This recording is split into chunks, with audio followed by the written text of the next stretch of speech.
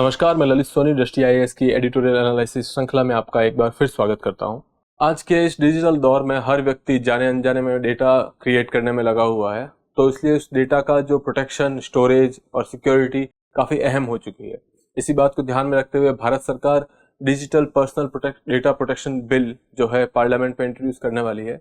आज के एडिटोरियल में हम इसी बारे में बात करेंगे और इसका टाइटल है एम्पावरिंग द डिजिटल नागरिक।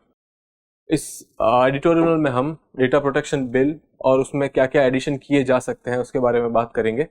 चलिए देखते हैं। चलिए एक बार इस आर्टिकल की आउटलाइन देख लेते हैं। ठीक है, तो इस आर्टिकल में जो ऑथर ने है पहले बताया है कि भारत सरकार कैसे मॉनसून सेशन में शायद एक डिजिटल डेटा प्रोटेक्शन बिल को जो है इंट्रोड्यूस करने वाली है। उसके साथ साथ उसने बोला है कि कैसे इसके अंदर डेटा पोर्टेबिलिटी और इंटरऑपरेबिलिटी के प्रोविजंस को ऐड करना चाहिए। उसके बाद उन्होंने बताया है कि डेटा पोर्टेबिलिटी क्या होती है, ठीक है, इंटरऑपरेबिलिटी क्या होती है, इनसे जो है यूजर्स को क्या फायदा होगा या फिर और कोई जो स्टार्टअप्स हैं उनको क्या क्या फायदा होने वाला है। ठीक है, चलिए देखते हैं। Digital personal data protection bill, ठीक है, ये भारत सरकार के द्वारा शायद इस मॉनसून सेशन में इंट्रोड्यूस किया जाएगा। उसके साथ साथ ऑथर ने इसमें डेटा पोर्टेबिलिटी और इंटरऑपरेबिलिटी की बात की है, जो कि हम देखेंगे कि इसका क्या मतलब है और इससे क्या क्या चेंजेस आ सकते हैं। उसके बाद इनसे जो है यूजर्स की लाइफ कैसे सिंपल होगी, यूजर्स के लिए क्या फायदे होंगे, ये चेंजेस जरूरी क्यों है। क्योंकि अभी अगर हम देखते हैं तो अगर हम बात करते हैं यूजर्स की, या आप और मैं अगर हम किसी वेब या फिर किसी डिजिटल प्लेटफॉर्म पे जाते हैं, हमको कोई भी सर्विस अवेल करने से पहले आपको जो है एक कॉन्ट्रैक्ट, बेसिकली एक डिजिटल कॉन्ट्रैक्ट के लिए हम एग्री करते हैं। जैसे कि हम बोलते जो है चेक बॉक्स होता है उसको हम टिक करते हैं और बोलते हैं कि हमको ये टर्म्स एंड कंडीशंस जो है वो एक्सेप्टेबल है। तो ये आप यहाँ देखेंगे कि ये जो है ये वन साइडेड कॉन्ट्रैक्ट है। ठीक है, यहाँ पे जो है यूजर का कोई से नहीं है। अगर यूजर को वो सर्विस चाहिए है तो आपको उसको एक्सेप्ट करना ही होगा। ठीक है, it is a take it और लीव इट। अगर आपको चाहिए है तो लीजिए, वरना आपकी मर्जी। ठीक है, ऐसे केस में यूजर के पास जब हम बात करते हैं तो ना तो उस डेटा के स्कोप, मतलब कि वो क्या डेटा लेगा या किस लिए ले रहा है, या फिर उसके एक्सटेंट कि किस हद तक वो डेटा लिया जाएगा, किस वे में वो कलेक्ट कर रहे हैं, ठीक है, किस वे में उसको स्टोर कर रहे हैं, या फिर किस वे में उसको प्रोसेस कर रहे हैं, इन सब चीजों को लेकर के यूजर के पास बहुत कम अधिकार है, यूजर के पास बहुत कम से है। ठीक है, काइंड ऑफ इन मैटर्स में यूजर आप कह सकते हैं कि पावरलेस है। ठीक है, तो इसलिए अब आपको चाहिए कि आप यूजर को थोड़ा एम्पावर करें, यूजर को अपने पर्सनल डेटा के बारे में उसको अधिकार दें कि उसे पता हो कि उसके डेटा के साथ क्या किया जा रहा है, क्या वो उस डेटा को एक बार देने के बाद वापस रिट्रीव कर सकता है, डिलीट कर सकता है। इस तरीके के अधिकारों को जो है यूजर्स को मिलने चाहिए। ठीक है, चलिए एक बार बात करते हैं कि भारत में जो है डेटा प्रोटेक्शन की क्या कंडीशन है। एज ऑफ नाउ हमारे पास जो है कोई कॉम्प्रिहेंसिव रूल या लॉ नहीं है डेटा प्रोटेक्शन को लेकर के। ठीक है, जैसे हम बात करते हैं आईटी रूल्स की, इंफॉर्मेशन टेक्नोलॉजी रूल 2011। हालांकि ये रूल्स कुछ हद तक डेटा प्रोटेक्शन के बारे में बात करते हैं, लेकिन ये कॉम्प्रिहेंसिव नहीं है। कॉम्प्रिहेंसिव मतलब ये सारे चैलेंजेस को जो है कवर नहीं कर सकते। चैलेंजेस कैसे आ सकते हैं कि आज की डेट में अगर हम देखें तो जो है साइबर क्राइम,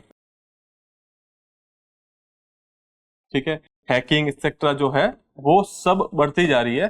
तो इसलिए डेटा प्रोटेक्शन के लिए एक पर्टिकुलर कॉम्प्रिहेंसिव लॉ होना बहुत जरूरी है, जो कि भारत सरकार का ये एफर्ट है जिसके थ्रू वो ये बिल लेकर के आना चाह रहे हैं। ठीक है, इसके बाद जो है 2017 में सुप्रीम कोर्ट ने बोला कि राइट टू प्रिवेसी, निजता का अधिकार जो है ये आपका फंडामेंटल राइट है, ये आपका मौलिक अधिकार है। ठीक है, तो जब ये जजमेंट आया तो आपके लिए इस जजमेंट भी बहुत इंपॉर्टेंट है, तो आपको पता होना चाहिए कि ये किस जजमेंट में सुप्रीम कोर्ट ने बोला है कि राइट टू प्राइवेसी जो है वो फंडामेंटल राइट है। अगर आप जानते हैं तो इसे प्लीज कमेंट बॉक्स में आंसर कीजिए कि किस जजमेंट के थ्रू सुप्रीम कोर्ट ने बोला कि राइट टू प्राइवेसी जो है वो आपका फंडामेंटल राइट है। ठीक है, उसके बाद 2018 में BN श्री कृष्णन कमेटी बनाई गई। इस कमेटी का काम था आपको देखना, एक ड्राफ्ट बिल के लिए रिकमेंडेशंस देना कि डेटा प्रोटेक्शन के लिए किस तरीके के प्रोसीजर्स जो है अपनाए जा सकते हैं। इस कमेटी ने अपनी रिकमेंडेशंस दी, ठीक है, उसके बेसिस पे एक बिल आता है, ठीक है, जो कि लोकसभा में इंट्रोड्यूस किया जाता है। उस बिल को एक जॉइंट कमेटी को रेफर किया जाता है और जॉइंट कमेटी 2021 में आफ्टर कोविड 2021 में अपनी एक रिपोर्ट देती है। उसमें इन्होंने काफी सारे चेंजेस रिकमेंड किए हैं। ठीक है, इन चेंजेस की वजह से ये जो ओरिजिनल बिल था इसको विड्रॉ कर दिया जाता है और 2022 में एक नया ड्राफ्ट बनाया जाता है। ठीक है, वो ड्राफ्ट है आपका basically digital personal data protection bill. ठीक है, जिसके बारे में हम लोग बात कर रहे हैं कि ये जो है अब शायद इस मॉनसून सेशन में इंट्रोड्यूस किया जाएगा। ठीक है, अब इस बिल के जो है आपके फीचर्स क्या है देख लेते हैं। एक तो आपने जैसे इसने बोला कि ये जो है आपके पर्सनल डेटा के लिए है। ठीक है, डेटा कई टाइप के होते हैं, जैसे पर्सनल, नॉन पर्सनल। पर्सनल का मतलब जिसके एक्सेस से आपकी आइडेंटिटी को जो है पहचाना जा सके, आपको पहचाना जा सके कि भाई ये इसके किसी पर्सनल चीज के बारे में बात कर रहा है। जैसे आप बात कर सकते हैं आपके पैन कार्ड, आधार कार्ड, ठीक है, या कोई बायोमेट्रिक डेटा हो गया। ठीक है, तो एक तो हो गया ये पर्सनल डेटा। तो ये पर्सनल डेटा की बात कर रहा है और बोल रहा है कि अगर ये डेटा कलेक्ट किया गया है ऑनलाइन या फिर ये जो है ऑफलाइन कलेक्ट किया गया है और ऑनलाइन प्रोसेस किया गया है, तो इस डेटा की पर्टिकुलरली इस बिल में बात की जाएगी। ठीक है, दूसरा इसके अंदर जो बात की गई है वो है limited time storage. Limited time storage का मतलब कि आप अगर एक बार किसी से डेटा लेते हैं तो इसका मतलब ये नहीं है कि आप उसको इनफिनिट टाइम के लिए रख सकते हैं। मतलब आप एक पर्टिकुलर टाइम तक आप उस डेटा को रखेंगे, उसके बाद उस डेटा को डिस्ट्रॉय कर दिया जाएगा। ठीक है, एक ये बात हो गई। उसके बाद जो है आपकी तीसरी बात की गई है स्टोरेज को लेकर के डेटा की। डेटा कहाँ स्टोर किया जाएगा, लोकलाइज रखा जाएगा या बाहर स्टोर कर सकते हैं, उसके बारे में बातें की गई हैं। इसमें जो है आपके लोकलाइजेशन के रूल्स को थोड़ा सा रिलैक्स किया गया है। ठीक है, उसके बाद किया गया है पोस्ट मॉर्टम प्राइवेसी। मान लीजिए कि किसी इंसान का किसी पर्टिकुलर प्लेटफॉर्म पे डेटा है और उस इंसान की डेथ हो जाती है, तो उसके बाद उस प्राइवेसी का क्या। तो यहां पे बात की गई कि वो प्राइवेसी इंटैक्ट रहेगी।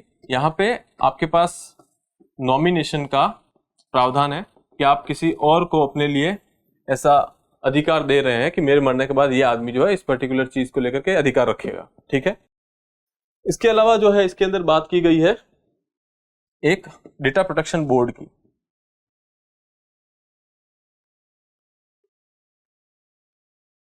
ठीक है,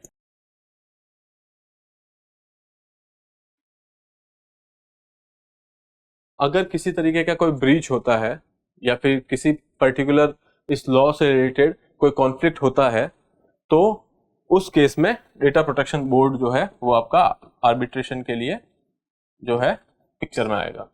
ठीक है, हालांकि इसको लेकर के काफी जो है मतभेद है इसकी ऑटोनॉमी को लेकर के, हम उसके बारे में कभी और बात करेंगे। ठीक है, तो ये मोटे मोटे तौर पे आपके जो है इस बिल के कुछ फीचर्स थे।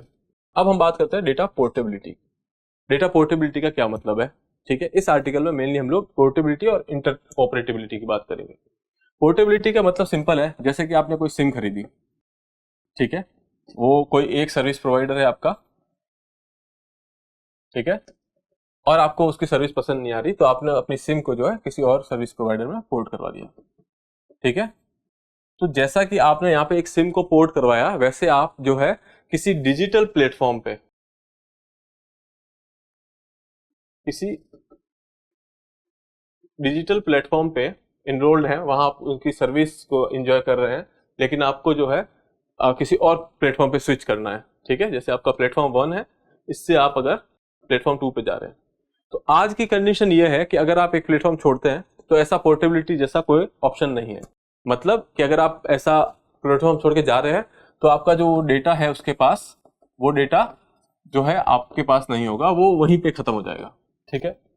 जैसे मान लीजिए फॉर एग्जांपल हम देखते हैं कि अगर हमने इंस्टाग्राम पे साइन अप किया, ठीक है, और हमने कुछ फोटोज अपलोड किए, लाइक्स कमेंट सब कुछ आया, और उसके बाद अब आपको इंस्टाग्राम छोड़ना है, आपने अकाउंट डिलीट किया। अब आपने जब वो अकाउंट डिलीट किया तो आपने अपना एक्सेस जो है उस डेटा से वो लूज कर दिया है, अब आपके पास अपने पास वो डेटा नहीं है, ठीक है।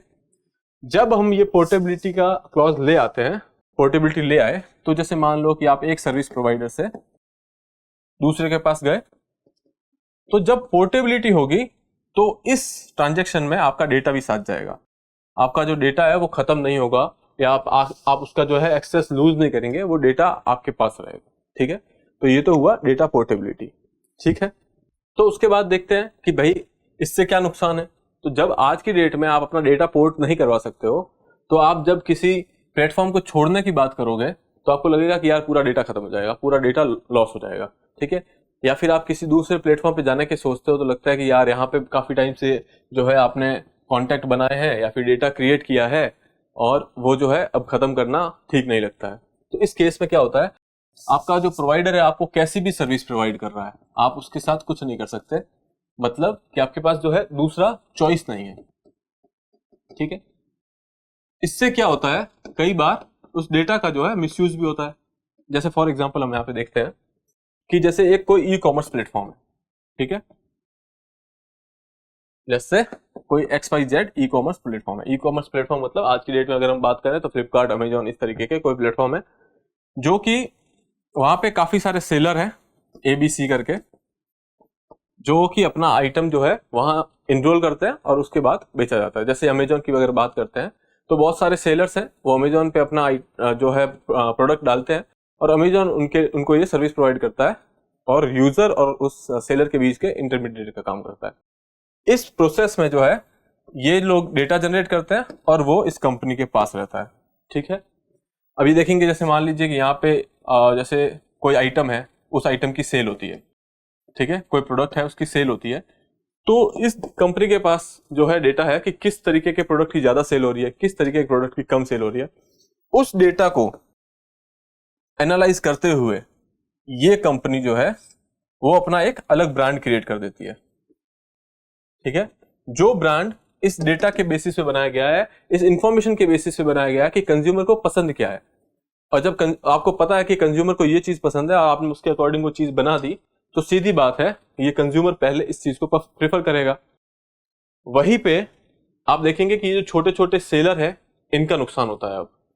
हालांकि इन्होंने जब डेटा इनको दिया था वो एक फिड्यूसरी कैपेसिटी में दिया था, एक भरोसा करके दिया था कि भाई मेरा जो बिजनेस जो बढ़ेगा, लेकिन आपने यहाँ पे उसका मिसयूज कर दिया। तो ये एक नुकसान होता है जब आप, और ये जो कंपनी है वो कर क्यों पा रही है, क्योंकि कंपनी को पता है कि इनके पास चॉइस नहीं है छोड़ के जाने की, क्योंकि इनका कस्टमर बेस बना हुआ है।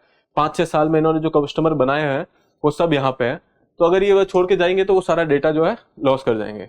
तो इस केस में जो है इन कंपनीज को जो है फायदा होता है और ये मिसयूज करती है इस चीज का, ठीक है। अगर डेटा पोर्टेबिलिटी आती है तो आपके जो ये ABC है वो ऐसे कोई एक इंस्टेंट पे, जैसे पता चला कि ऐसा कुछ ब्रांड बनाया है, तो वो दे विल मेक श्योर कि वो इस कंपनी को छोड़ सकते हैं, इसकी सर्विस को छोड़ सकते हैं, किसी और बेटर ऑप्शन की तरफ जा सकते हैं, ठीक है। तो इससे जो है आपका जो स्मॉल स्टार्टअप्स है उनको फायदा होगा, क्योंकि इनके पास भी एक चॉइस बन जाएगी और इनके पास कस्टमर बेस बनेगा, ठीक है। चलिए थोड़ा आगे देखते हैं। ये मैंने आपको बता दिया कि ई कॉमर्स प्लेटफॉर्म जो है वो इस तरीके की मिसयूज कर सकते हैं।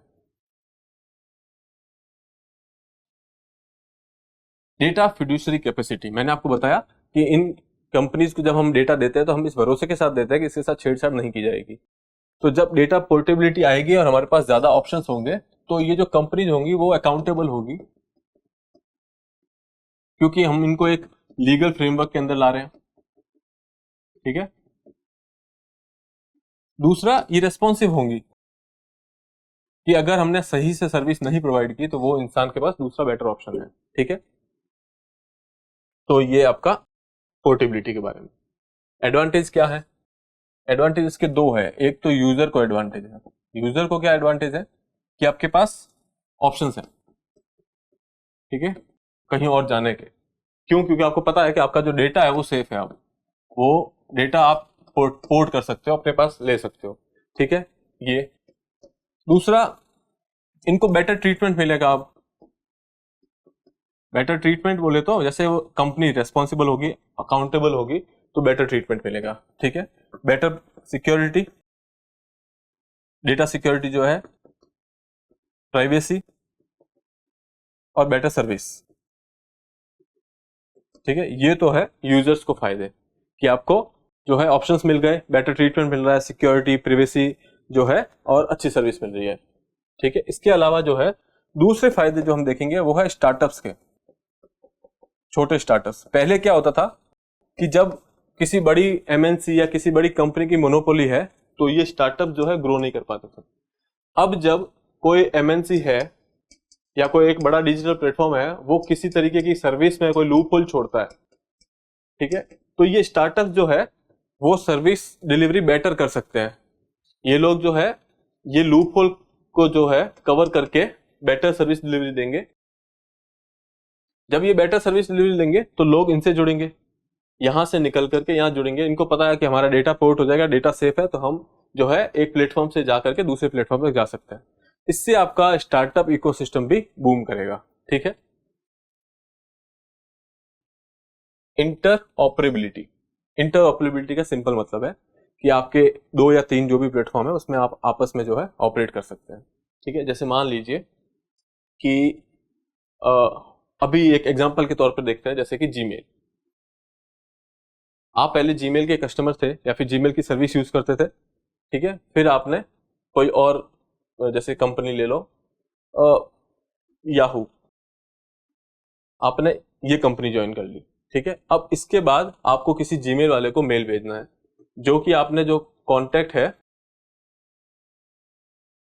जब आप जीमेल चला रहे थे तो आपने कुछ कांटेक्ट बनाए होंगे, ठीक है, XYZ। अब आपको जो है